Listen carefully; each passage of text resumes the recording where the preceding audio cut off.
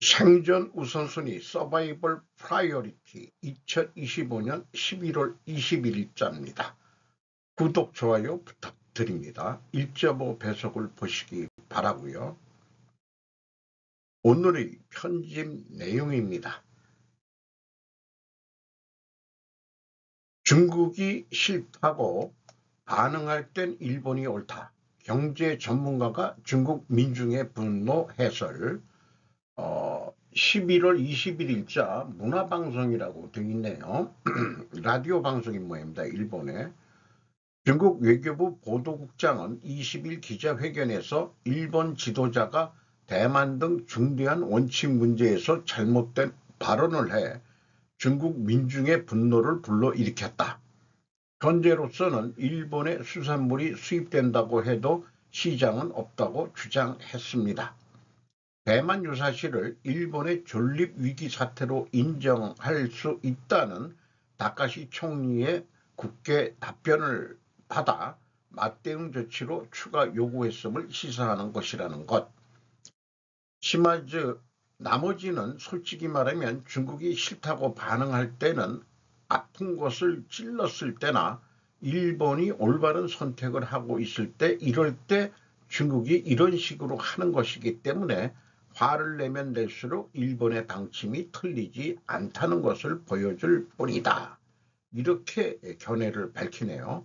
혹은 중국에 있어서 아픈 것을 듣고 보이고 싶지 않은 일을 했다. 헤라시마라는 사람은 저 더러운 목 발언이군요. 심하죠. 그런 것도 포함해서 그들에게 부끄러운 점 혹은 인정하고 싶지 않은 점이 있기 때문에 이것만 하고 있는 것이기 때문에 하면 할수록 그것이 밝혀지는 것이라고 생각합니다. 이렇게 간단하게 좀 발췌를 했습니다. 일본 내 지도로서 중국 국기와 일본 국기를 이렇게 지금 대립관계를 표시를 했네요. 이재명의 혐중 발언 주제는 친중 정책인가 라는 질문 화법 제목을 붙였네요.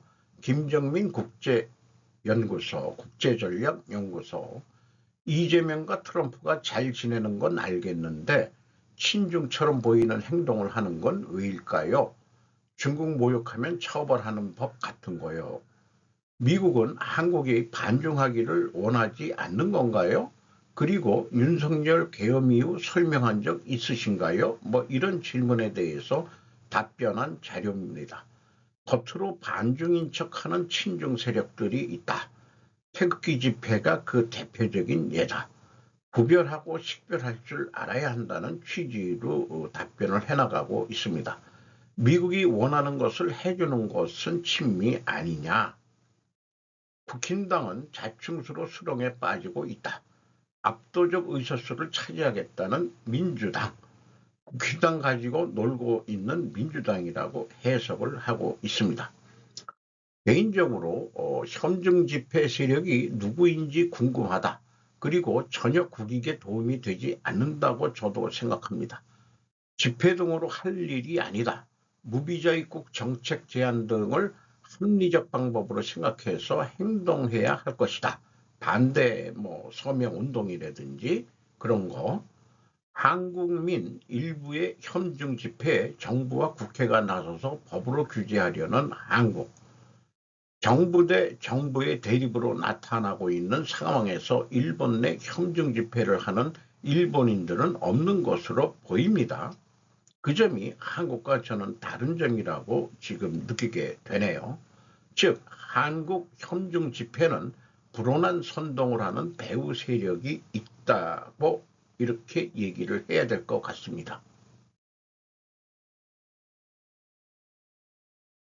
긴박하게 계속되는 일중관계, 민방이나 단체 여행의 대량 취소 등 간사이에서도 심각한 피해, 중국 도항자재 요청으로 취소 수수료 안 받고 라는 제목으로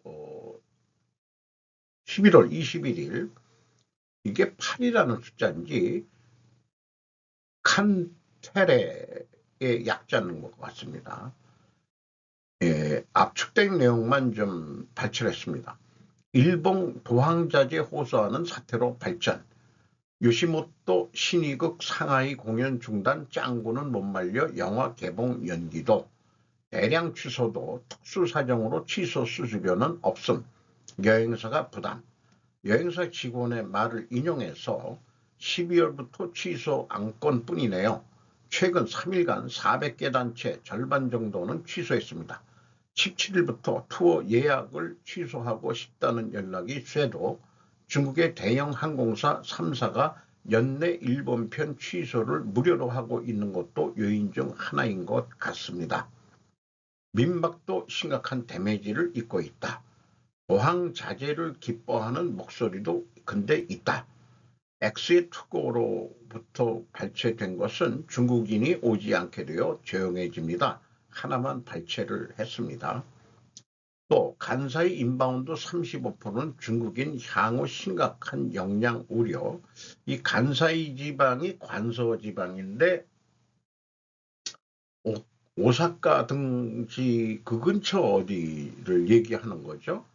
그 다카이치 수상의 연고지도 간사이 지방으로 알고 있습니다만은 니소나 종합연구소 아라키 히데유키 수석 연구원은 간사이에서의 인바운드에 의한 소비 아마 올해는 2조엔 가까이 될 것이라고 생각합니다. 만 그중에 35% 전후 이것을 중국인이 차지하는 이미지. 간사이에서 엑스포가 끝났기 때문에 그에 따른 수요 감소라든지 국내 수요가 아직 얼어붙고 있는 상황을 생각하면 역시 다른 지역 이상으로 간사이는 계획이 필요하다는 것이라고 생각합니다. 뭐 이렇게 해서 지방마다 그 일중이 대립관계에 있으면서 그 지방의 피해 이런 것들을 지방별로 뉴스 보도도 나오고 있네요. 구마모토부터 먼저 얘기가 나왔었습니다. 일중한 3국 문화장관회의 개최 보류. 마츠모토 문과 대신 코멘트는 상가고 싶다. 11월 21일입니다. TBS 뉴스. 한중일 요것은 AI가 그 국문으로 번역할 때 순서를 표현합니다. 원어는 일중한이었습니다. 3국 문화장관회의에 대해 중국 정부가 일본 문화청의 개최를 보류하겠다고 통보하자 마스모토 요에이 문부 과학대신은 기자회견에서 코멘트는 삼가겠다고 말했습니다. 가오시 총리의 대만 유사시 답변에 중국 정부가 반발하는 가운데 이달 11월 중국 마카오에서 예정됐던 한중일 3국 문화장관회의를 보류한다고 어제 중국 정부가 일본 측에 통보했습니다. 이에 대해 마스모토 대신은 오늘 21일 기자회견에서 코멘트는 자제하고 싶다. 중국 측과의 조정 과정에 대해 제가 말씀드리는 것도 적당하지 않다고 생각한다고 말했습니다. 문화청에 따르면 한중일 3국 문화장관 회의는 2007년에 첫 번째로 개최되었습니다. 2009년과 2010년은 없었지만 2011년 이후에는 2020년을 제외하고 개최국을 바꾸면서 매년 행해져 이번이 16번째가 될 예정이었습니다. 일본의 언론 표기 순서는 일중한이다. 그렇다면 한국도 한중일이라고 표기해야 할까? AI 번역이 이미 학습되어 있다. 편집자는 한일중으로 고집스럽게 당분간 좀 표기해보고 싶은 마음이네요. 지리적인 순서는 뭐 중한일, 중국 기준으로 보면 중한일이라고 표현해야 되겠죠. 어쨌든 여러 가지 취향이 있는데 자기 나라에 가까이 있다 그러면은 일본은 일중한으로 얘기하면 안 되죠. 일한중으로 얘기를 하든가 지리적인 기준으로 만약에 한다면 그러니까 이것은 표현의 자유 영역이다. 뭐 이렇게 일단 저는 정리를 하고자 합니다. 병력 삭감이나 영토 할양을 요구, 우크라이나 평안의 전형 보도. 젤렌스키 시인은 조정에 간다. 지지통신 외신부 11월 21일자입니다. 미국의 뉴스 사이트 악시오스는 20일 러시아의 침공 종결을 위한 28개 항의 새 평화안의 전모를 보도했다. 우크라이나군 병력을 60만 명으로 제한하는 것 외에 동부 2주의 한량이나 북대서양 조약기구 나토 가맹 단념을 강요하는 등 러시아의 푸틴 정권의 요구가 강하게 배어있는 내용이다. 우크라이나 측은 지금까지 영토 포기 등을 거부하고 있어 실현에는 불투명감이 감돈다. 평화안은 트럼프 행정부가 수립을 주도하고 러시아와 협의해 우크라이나 측에 제시했다. 미국이 우크라이나 동부 돈바스 지방 도네츠크와 루안스크 양주이나 남부 크림반도를 사실상의 러시아령으로 인정하는 것 외에 우크라이나 군이 현재 지배하는 도네츠크 주의 일부로부터 철군해 러시아령의 비무장지대로 하는 것도 포함되었다. 나토가 장래에 걸쳐서 우크라이나의 가맹을 인정하지 않는다고 합의하는 것도 요구, 상세하게는 언급되지 않았지만 우크라이나가 요구하고 있던 신뢰할 수 있는 안전의 보증을 제공은 하지만 나토는 우크라이나의 부대를 주둔하지 않는다고 했다. 러시아에 대해서는 주변국에 침공하지 않는 것을 기대된다는 표현에 머무르는 한편 국제경제에 재통합된다라고 명기 주요 8개국 G8로의 복귀를 초청한다고도 했다. 젤렌스키 우크라이나 대통령은 20일 수도 키이우를 방문 드리스쿨 미 육군 장관과 회담했다. 도리스쿨 콜 씨는 신평화안을 제시, 젤렌스키 씨는 그 후 우크라이나와 미국에서 항목을 조정해 나간다고 표명했다. 이렇게 돼 있는데 슬슬 러시아 쪽의 견해를 수용하는 식으로 해서 그 휴전안이 만들어질 것 같습니다. 뭐 우크라이나가 수용을 해야 되는 거겠습니다만은 우리나라처럼 비무장지대 같은 것도 일부 있을 것 같고, 그러나 나태군이 그 평화유지군으로 뭐 들어오지는 않겠다. 그런 얘기니까 우크라이나가 잘못되면은 낙동강 오리알 신세가 될 수도 있지 않겠나, 그런 생각도 해보게 되네요. G8에 러시아 보고 다시 들어오라고 하는 것은 야 그거 뭐 좀 그거 놔두고 우리 좀 같이 다 좀 같이 잘 살자, 그런 얘기 같아요. 미 반도체 관세 늑장 도입, 대중마찰 회피 우선 보도, 지식통신 외교부 11월 20일자입니다.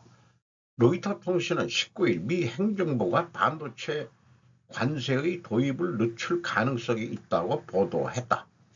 중국과의 마찰을 회피하고 싶은 의도로부터 도입에 신중한 자세를 나타내고 있다. 미 당국자는 기업 관계자에게도 전했다고 한다. 정권 측은 보도를 부정하고 있다. 트럼프 대통령은 지난 8월 약 100%의 반도체 관세를 조만간 부과하겠다고 밝혔으나 현재도 도입에는 이르지 못하고 있다. 미국 내에서 반도체를 제외하고 있거나 제조를 약속했다면 적용을 면제할 뜻을 내비치고 있다. 그래서 뭐 한국에서 만드는 반도체라든지 뭐 TSMC 이런 거에는 당연히 면세가 없는 거죠. 미국 내에서 만든다고 그러면은 미국 내 반도체 생산 능력이 확보된 후에 중국의 100% 관세를 포기하겠다는 것으로 읽힙니다. 트럼프 2.0으로 나온 뉴스들의 제목을 보면은 군사지원 축소, 동부 포기, 미 러 우크라이나 평화 협상, 영국 언론 매체, 미 우크라이나 특사 1월 퇴임 의사결정의 영향도, EU AI 규제 적용 연기, 기업 부담 경감, 경쟁력 중시, 가자 공습으로 25명 사망, 이스라엘 보복 공격 주장, 일본 방위약속 흔들림에 대해서 일증관계 긴박화로 코멘트. 미국. 미 수도주 방위군 파견 불법 배치 중단을 명령. 연방 판사. 고시 총리 22일 G20 첫 참석 신국가들하고의 협력 강화에 무게중심을 둔다. TPP EU와 긴밀히 협력 자유무역 추진하겠다는 그런 강요 회동도 있었다. 이렇게 얘기를 하고 뉴스들이 일본 뉴스들이 발췌들을 했네요. 트럼프 2.0하고 관계된 것들을. 포드 CEO는 미국이 공경에 처해 있다고 경고합니다. 자동차 대기업은 연간 12만 달러를 지급하는 5천 개의 정비사 일자리를 보유하고 있습니다. 문제가 되는 이유. 징판 모닝 와이즈에서 11월 19일 날 보도했습니다. 2025년 미국 고용시장에 대한 헤드라인은 그다지 고무적이지 않았습니다. 임금 상승이 냉각되고 대형 기술 해고가 계속 발생하며 경기 둔화에 대한 우려가 계속되고 있습니다. 하지만 포드 CEO 짐 할리에 따르면 노동시장의 또 다른 측면은 여전히 존재하는 고임금 일자리와 채워지지 않는 일자리라는 점입니다. 최근 오피스 하우스 비즈니스 에디션 팟캐스트에 출연한 팔리는 할아버지가 포드에서 블루칼라 직업을 통해 중산층 생활과 가족의 미래를 구축한 과정을 회상하며 오늘날에도 비슷한 기회가 존재한다고 주장했습니다. 1년에 12만 달러의 연봉을 받지만 그것을 배우는 데는 5년이 걸립니다. 슈퍼 두티에서 디젤을 꺼내려면 많은 기술이 필요합니다. 당신이 무엇을 하고 있는지 알아야 합니다. 그렇다면 왜 노동자들은 이러한 일자리로 몰려들지 않는 걸까요? 할리는 숙련된 트레이딩을 위한 교육과 교육이 체계적으로 부족하다고 지적합니다. 포드는 제2차 세계대전 당시 연합군을 위해 수천 대의 탱크와 기타 군용 차량을 생산한 것으로 유명합니다. 할리는 오늘날 미국에 더 이상 같은 일을 할 숙련된 노동자가 충분하지 않을 수 있다는 우려를 가지고 있습니다. 숙련된 트레이딩은 강력한 수익을 창출할 수 있는 잠재력을 제공할 수 있지만 모든 사람이 이러한 경로를 추구할 수 있는 교육이나 시간을 가지고 있는 것은 아닙니다라고 정리를 하고 있네요. 그러면은 정비사가 10만 달러나 받고 있는데 왜 그런 정비사를 안 하려고 그러냐? 이거를 또 다른 측면에서 보면은 퀄리티가 좋은 일본 차가 상륙하면서 그 미국의 가정은 하나 창고가 하나씩 있어가지고 모든 자동차를 수리하는 장비를 장만하는 게 무슨 영화나 보면은 미국 가정의 그냥 상식으로 되어 있었는데 일본 차를 사니까 그 창고에서 자동차 정비할 일이 없다 이 말이에요. 퀄리티가 얼마나 좋은지. 그러니까 누구들은 자동차 창고에서 창업을 했다고 그러지 않습니까? MS인가? 어디죠? 테슬라도 뭐 처음에 시작할 때는 그 정도로 그 면적을 활용해 가지고 그러니까 그렇게 자동차 정비할 일이 줄어드니까 사람들이 일을 안 하고 그리고 보수도 좀 떨어졌던 거 아니냐 이렇게 생각이 되는데 한국 차의 퀄리티는 어떠냐? 우리가 정비소에 많이 가지만 중고차를 사면은 정비할 일이 좀 많이 생기고 신차는 또 그래서 뭐 약간 할부로 자동차를 사는 사람들은 수리비 쓰느니 그냥 또 한 몇 년 타고 새로운 모델 나오면은 새 모델 사가지고 또 월세 내듯이 월 할부금 내듯이 그거나 정비 가격 나가는 거나 마찬가지다. 뭐 한국도 그런 의미로도 얘기를 들은 것 같아요. 그러니까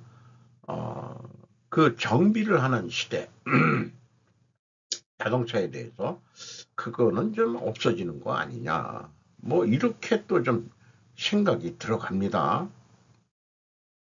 어쨌든 미국에서 만든 거는 이상하게 정비가 많이 필요하다 그러면 결국 퀄리티가 일본 거나 한국 거보다는 떨어지는 거 아니냐. 하도 험악하게 몰아서 그런지 아니면은 차 크기가 커서 그런 건지 잘 모르겠습니다만은 어쨌든 경쟁력에서 그 미국 차가 지고 있다는 얘기로도 표현해 볼 수 있겠네요. AI 회귀 경쟁 피터 자이안의 뉴스레터를 가져왔습니다. AI 경쟁이 한창 유행하고 있지만 만약 우리가 곧바로 퇴행으로 치닫고 있다면 어떨까요? 오픈 AI의 챗 GPT-5는 매우 강력하지만 이전 모델에 비해 사용자 친화적이지 않고 기관 사용자에게 최적화되어 있습니다. 산업 및 연구 애플리케이션은 AI의 진정한 힘이 있는 것입니다. 그렇다면 에너지 집약적인 데이터 센터가 흔들리기 시작하면 어떻게 될까요? 글쎄요, 세계화가 무너지면 그 흔들림이 매우 심각한 문제가 될 것입니다. 이러한 AI 거대 기업을 운영하기 위해 필요한 모든 구성 요소를 생산하고 공유하는 생태계가 없다면 우리가 알고 있는 AI의 미래를 위협하는 기술적 퇴행을 볼 수 있습니다. 우리가 인공지능 경쟁에 뛰어들고 있는 이 새로운 우주 시대에 대해 설명해 주실 수 있나요?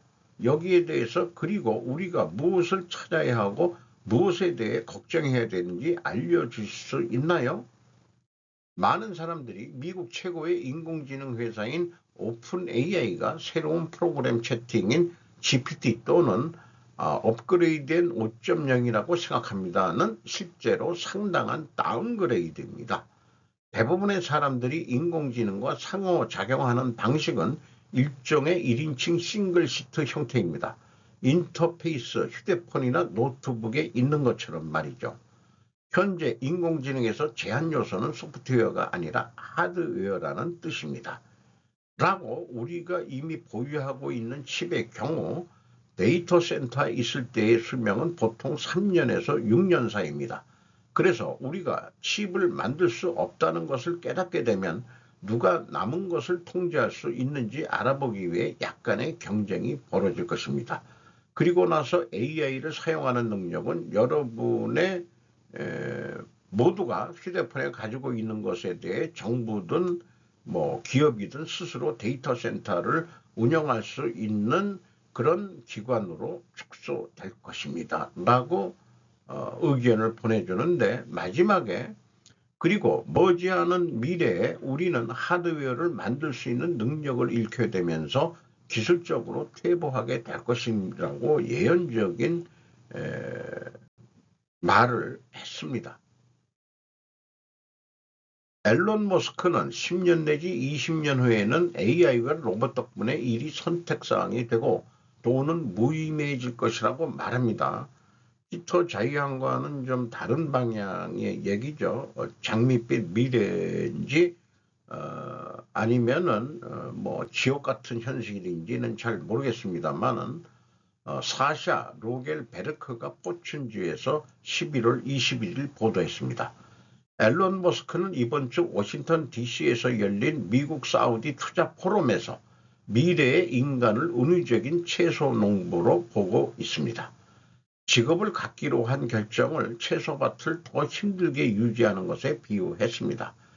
제 예상은 일이 선택사항이 될 것이라는 것입니다.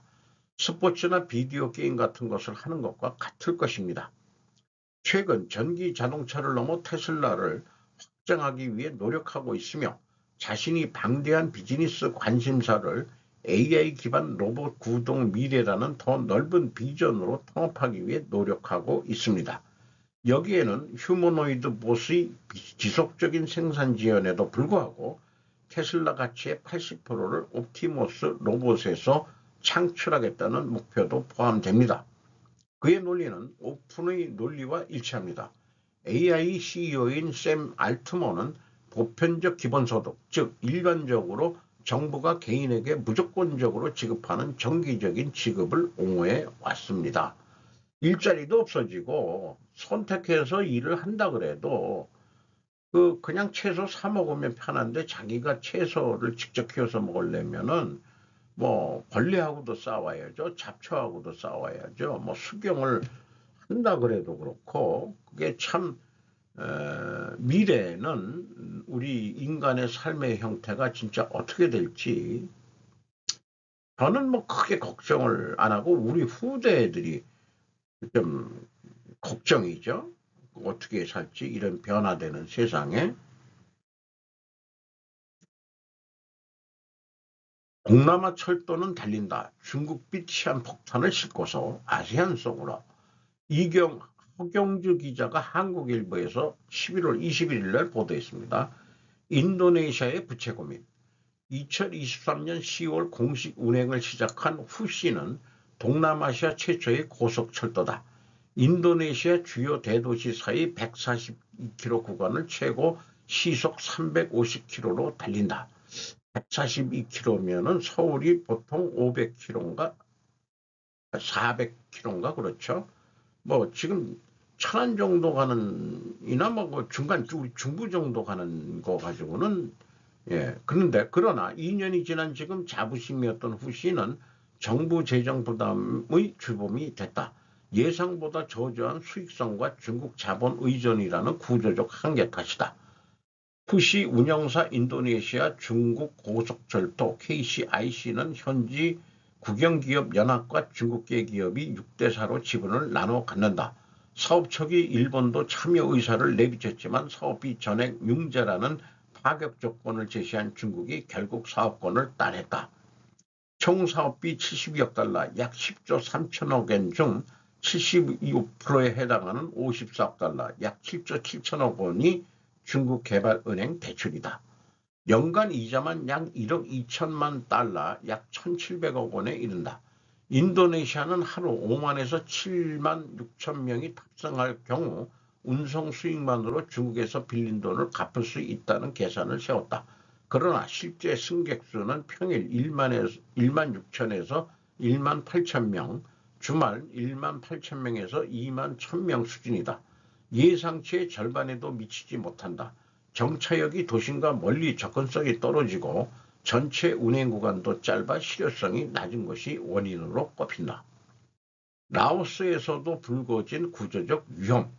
중국은 남서부 원난성 쿤밍으로부터 라오스, 캄보디아, 태국, 말레이시아, 싱가포르로 이어지는 광역철도 회랑을 추진 중이다.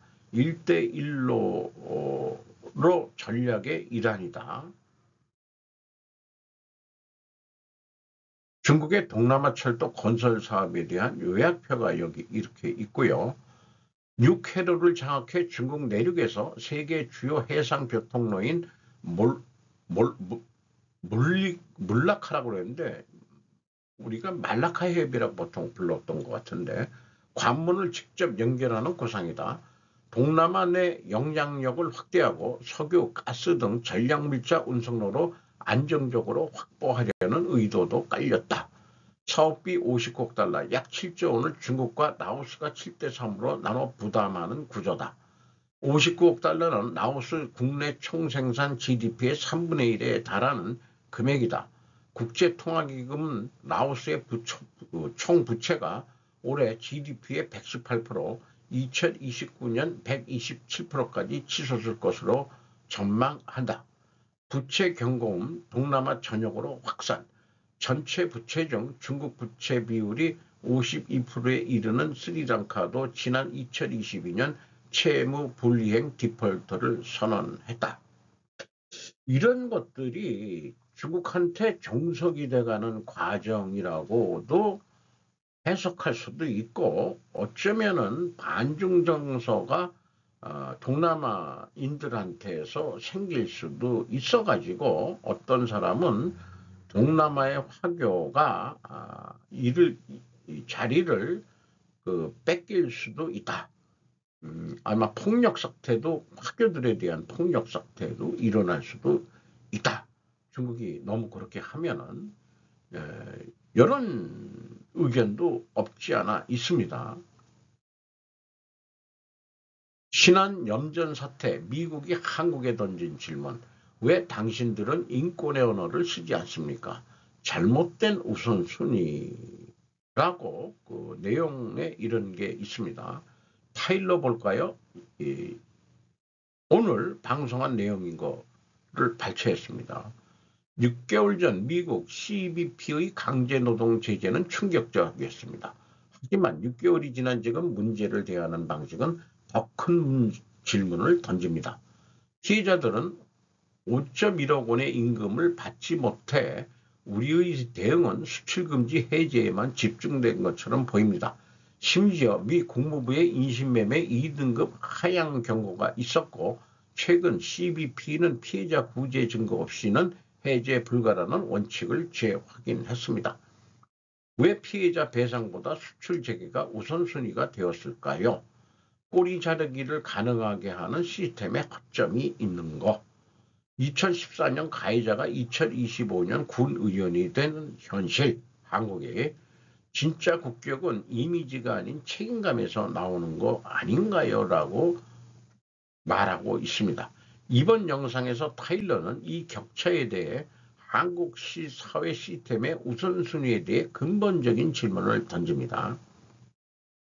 제가 우선순위, 생존 우선순위가 그냥 나온 게 아니죠. 그냥 나온 게 아니에요. 생존을 우선순위로 해야 된다. 그러면은 인권이 따라붙어야 되겠죠. 왜 한국은 경제 논리만 가지고 말하는데 미국은 인권 문제를 한다. 근데 우리나라가 그 중국의 인권 문제할 때 신장 위구르 뭐 이런 것들은 공산국가는 원래 민주국가보다 인권의 박해를 좀 받는 편이다. 이렇게 얘기를 한다면은 미국이 그 중국에 대해서 인권 문제를 얘기할 때는 사실 돌려 얘기하는 거죠. 돌려 얘기하는 건데 그 약발 받으라고. 한국한테도 지금 인권 문제를 신한 염전노예에 대해서 인권 문제를 들고 나왔다는 얘기는 껄끄러운 거 있으면 이제 공격을 허겄다 이게요. 뭐 아무리 뭐 저기 근간을 갖다 바치고 머리를 씌워 준다 하더라도 그거는 그거고 니들 말 안 들으면 이런 거 자꾸 이슈화 시킬 거야. 우리말 잘 들으라고. 니들 인권도 제대로 한국민들 인권도 노예처럼 부려먹으면서 한국민 전체를 그러면은 그게 우리하고 잘 되겠냐? 정권도 우리가 지지해 줄 수 있겠냐? 이런 정치적 압박도 있지 않을까 그렇게 상상을 해보게 됩니다. 인제 기린면 야산산불 확산 사진만 가져왔는데요. 언론 보도에는 아직 화재 발생 원인에 대해서는 언급된 언론 보도가 없고 하고 아직 불을 40%만 껐대는데 그 후속 뉴스들은 뉴스에서 안 보이고 있습니다. 우리나라 방화 얘기가 많이 나오고 있죠. 누가 불을 지른다. 이런 식으로 자연발화 글쎄였습니다. 화재가 좀 산불이 안 났으면 좋겠는데 그냥 눈여겨보는 거로 K-팝 데몬헌터스 실사와 하들 유행이니까 이게 그 실제 인물들이 아니고 그 저기 AI로 만든 그런 거 아니에요? 요즘 뭐 그런 거 유행한다고 그러던데 실제 이 실제 주인공들 이런 거 그래서 저도 그 시간이 있으면은 뭐 골든이라는 그 노래를 거의 그냥 높은 그 하이톤 그 고음을 내는 그런 노래죠.